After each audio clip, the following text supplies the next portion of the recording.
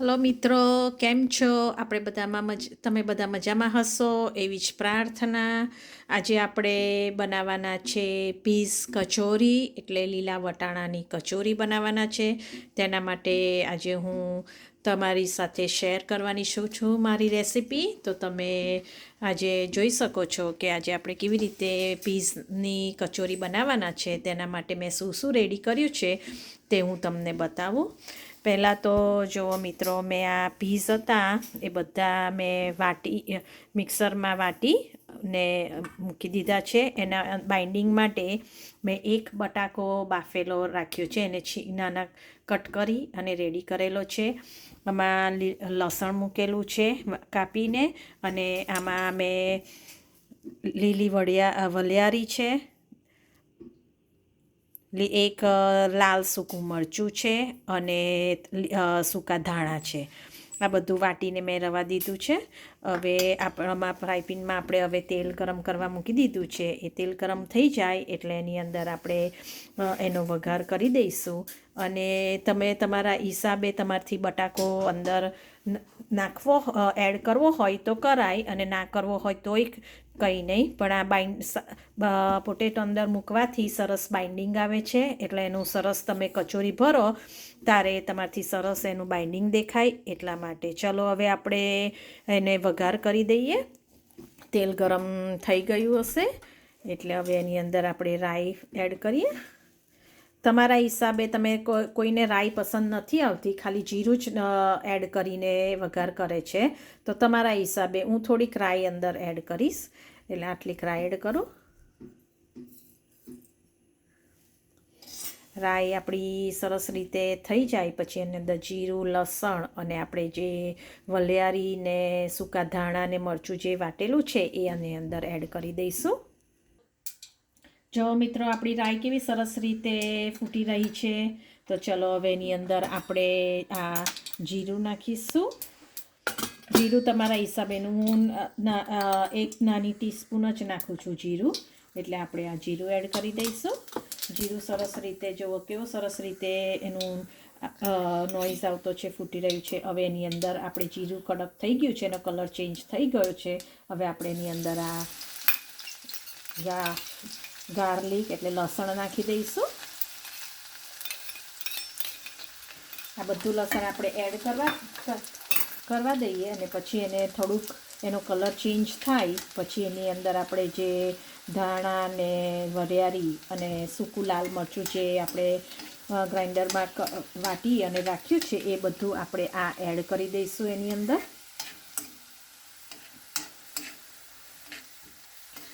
હવે તમે જુઓ છો કે લસણનો કલર ધીમે ધીમે બદલાવા માંડ્યો છે, પિંક કલર જેવો થોડો થઈ ગયો છે. જુઓ આવ્યો. હવે એની અંદર આપણે આ બધું મસાલો જે આપણે વાટ્યો છે એ એડ કરી દઈએ. આપણો ગેસ ધીમો કરી દીધેલો છે, જેથી આપણો જે મસાલો છે એ બળી ના જાય. એટલે હવે આ બધું સરસ રીતે આપણે થોડીક વાર સાતળવા દઈશું. એની અંદર થોડીક આપણે હળદર એડ કરીશું. આ જુઓ, આટલી હળદર એડ કરીશું. એની અંદર આપણે આ થોડોક ગરમ મસાલો એડ કરીશું. જુઓ, એમાં તજનો પાવડર પણ તમે એડ કરી શકો છો. જેને તજનો પાવડર એડ કરવો હોય એ પણ, તેનાથી પણ સરસ ટેસ્ટ આવે છે. હું આમાં ગરમ મસાલો છે એમાં જ બધું આવી ગયું છે મારે, એટલે હું અંદર એક્સ્ટ્રા નથી એડ કરવાની. હવે જો આ સરસ રીતે બધું શેકાઈ ગયું છે. હવે એની અંદર આપણે આ પીસ છે, વાટેલા પીસ છે, તે હવે આપણે એની અંદર એડ કરી દઈશું. જો આ બધા પીસ છે આપણે જે રેડી કરેલા છે એ બધા પીસ આપણે હવે એની અંદર એડ કરી દઈશું.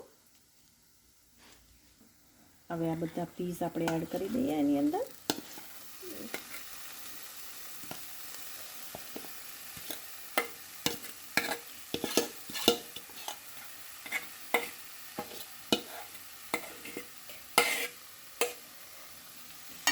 આપણો ગેસ ધીમો જ રાખ્યો છે. એ થોડા પીસ આપણે અંદર એડ કરી અને શેકાવા દઈએ. આપણો પોટેટો બટાકો બાફેલો જ છે, એને નાના કટ કરી દીધેલો છે, એટલે એને આપણે અંદર અત્યારે એડ કરવાની જરૂર નથી. આપણે પહેલાં આ પીસને બરાબર શેકાવા દઈએ અને પછી એની અંદર આપણે જે બટાકો આપણે કાપીને રાખ્યો છે એ એડ કરી દઈશું. હવે એને 5 મિનિટ માટે આવી રીતે સાતળવા દઈશું, એટલે એનું અંદર જે પાણી હોય પીસનું એ થોડુંક બળી જાય અને સરસ ડ્રાય થઈ જાય આપણું. જો મિત્રો, હવે આપણું આમાં જે પીસ છે એ હવે થોડું ડ્રાય થઈ ગયું છે. જો તમે જોઈ શકો છો કે કેવું સરસ રીતે થઈ ગયું છે. હવે એની અંદર આપણે આ બટાકા જે કાપીને રેડી કરેલા છે એ આપણે હવે એની અંદર એડ કરી દઈશું. અને આમાં તમારે લીલું મરચું નાખવું હોય તો પણ તમે એડ કરી શકો છો, પણ હું લાલ મરચું એડ કરવાની છું. આ બહુ તીખું નથી એટલે આ લાલ મરચું એડ કરવાની છું.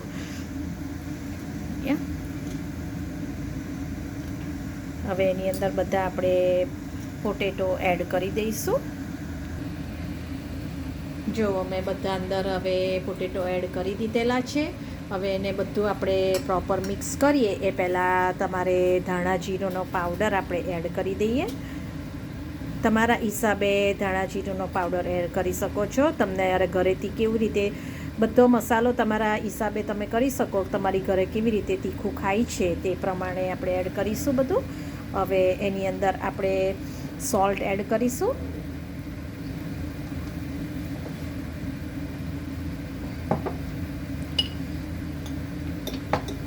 સોલ્ટ પણ તમારા હિસાબે તમે એડ કરી શકો છો. એટલે આટલું મેં આ સોલ્ટ એડ કર્યું છે. હવે આ બધું આપણે પ્રોપર મિક્સ કરી દઈશું. જુઓ મિત્રો, હવે અંદર આપણે બધો પોટેટો એડ કરી દીધો છે. જુઓ કેટલું સરસ એનું ડ્રાય થઈ અને કેટલું સરસ એનું સ્ટ્રક્ચર થઈ ગયું છે. એટલે આપણું હવે આ કચોરી ભરવા માટે રેડી થઈ ગયું છે. એની અંદર હું હવે આમચૂર પાવડર એડ કરવાની છું. તમે તમારા હિસાબે લીંબુ પર એડ કરી શકાય. લીંબુનો અડધું લીંબુ કેવું હું આ આમચૂર પાવડર એડ કરવાની છું.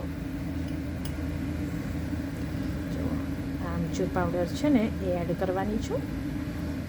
તમે તમારા હિસાબે, કોઈને આ લીંબુ નથી ફાવતું, કોઈ આમચૂર પાવડર એડ કરે છે, તો આ મેં આમચૂર પાવડર એડ કરી અને એને હવે બરાબર મિક્સ કરી દઈશું.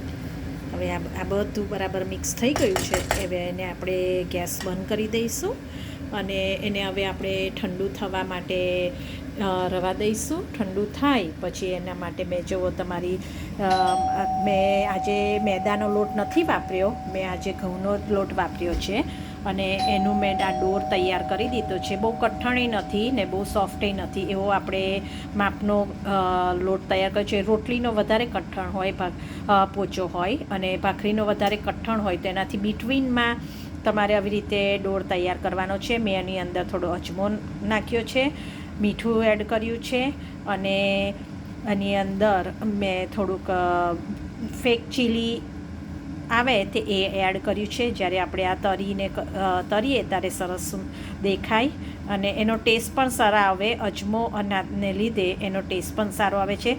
તો મેં આ જુઓ, તમને ખબર હશે કે આ કેવી રીતે ડોર છે, બહુ કઠણેય નથી ને બહુ પોચોય નથી, એવી રીતે મેં ડોર આ રેડી કરી રાખ્યો છે. હવે આપણું આ જે ઠંડુ થાય, આપણો જે આ માવો ઠંડો થઈ જાય પછી એને આપણે એની અંદર ભરી અને આપણે એની કચોરી બનાવીશું.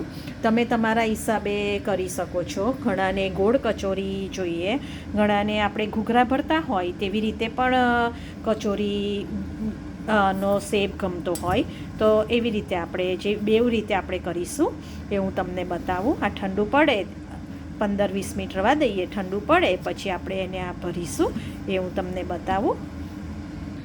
જો હવે આ થોડુંક ઠંડુ થયું છે, પ્રોપર હજુ ઠંડુ થયું નથી, તો થોડું ઠંડુ થયું છે. એની અંદર હવે હું એક સ્પૂન સુગર એડ કરવાની છું. કારણ કે આપણે આમચૂર પાવડરે અંદર એડ કર્યો છે તો એની અંદર થોડીક સુગર એડ કરીશું, જેનાથી ખાટું મીઠો ટેસ્ટ ખૂબ જ સરસ લાગે છે. એટલે આટલું આપણે સુગર એડ કરીશું અને પછી એને બધું પ્રોપર મિક્સ કરી દઈશું. તમને આવી રીતે તમે બનાવી અને મને કોમેન્ટ બોક્સમાં જરૂરથી લખજો મિત્રો કે તમને કેવો લાગ્યો આની કચોરીની રેસીપી, અને એનું બનાવ્યા પછી એ ટેસ્ટ તમને કેવો લાગ્યો છે તે પણ મને જરાક કોમેન્ટમાં જરૂર કહેજો મિત્રો.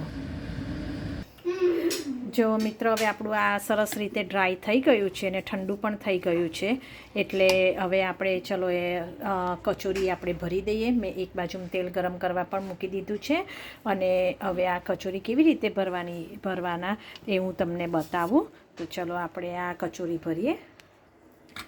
જો આપણે હવે કચોરી તમારા હિસાબે નાની મોટી જેવી રીતે તમને જોઈતી હોય તે હિસાબે તમે ભરી શકો છો. એટલે આપણે હવે મીડિયમ સાઇઝની કચોરી ભરવાના છે, એટલે નાની છે. તો જો આપણે આવી રીતે આ કચોરીનો માવો અંદર ભરી દીધો અને એને સરસ રીતે હવે આપણે આ સીલ કરી દઈશું. બંને સાઈડથી પ્રોપર આવી રીતે મિત્રો દબાવવાનું, જેથી આપણે જ્યારે તરીએ ત્યારે એ ખુલી ના જવું જોઈએ, નહીંતર આપણું બધું તેલ બગડી જશે. કોઈ આવી રીતે એમ જ રાખે, પણ હું એની અંદર આમ ડિઝાઇન પાડું છું, જેથી છોકરાઓને કેવું ડિઝાઇન કેવું હોય તો એ લોકો ખુશમાં ને ખુશમાં આ ફૂડ ખાઈ લે અને એ લોકોની કંઈ કમ્પ્લેન આવે નહીં. એટલે જો આપણે આવી રીતે સરસ રીતે કચોરી ભરી દીધી છે અને ઘૂઘરા તરીકે કહેવાય. એટલે હવે ભરી દે છે એવી રીતે આપણે બધી હવે ભરી દઈશું અને પછી આપણે તરીએ. જુઓ હવે આપણે કેવી સરસ રીતે કચોરી ભરી છે. મેં જુદા જુદા શેપ આપ્યા છે, જેથી આ છોકરાઓ ખુશમાં ને ખુશમાં આવું શેપ હોય તો એ લોકોને કંઈ પણ કમ્પ્લેન આવે નહીં આ વેજીટેબલ્સ ખાવામાં, એટલે એ લોકો ખાઈ લે. એટલે હવે ચલો આપણે તરવા મૂકી દઈએ. તેલ મીડિયમ ગેસ રાખી અને આપણે તરીશું. જુઓ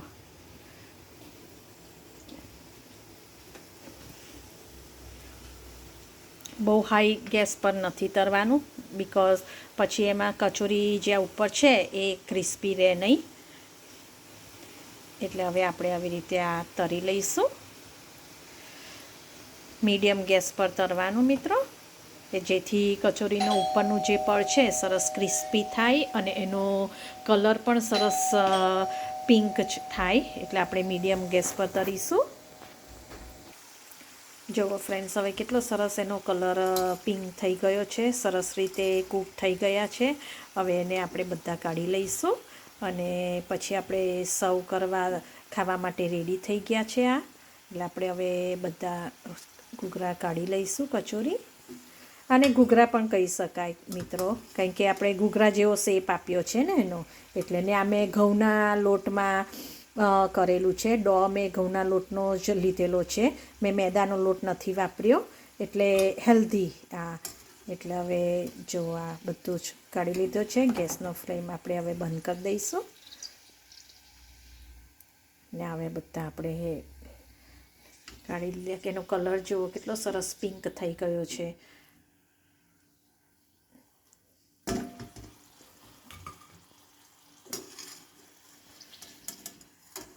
હવે આપણે બધા લઈ લીધા અને એને આપણે ડીશમાં હવે સર્વ કરવા માટે રેડી કરી દઈશું.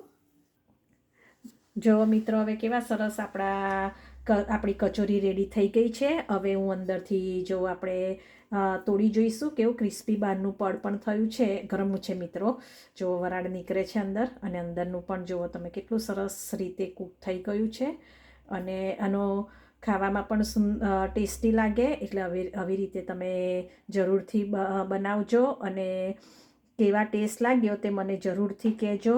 અને કંઈ પણ ભૂલ થઈ ગઈ હોય તો માફ કરજો.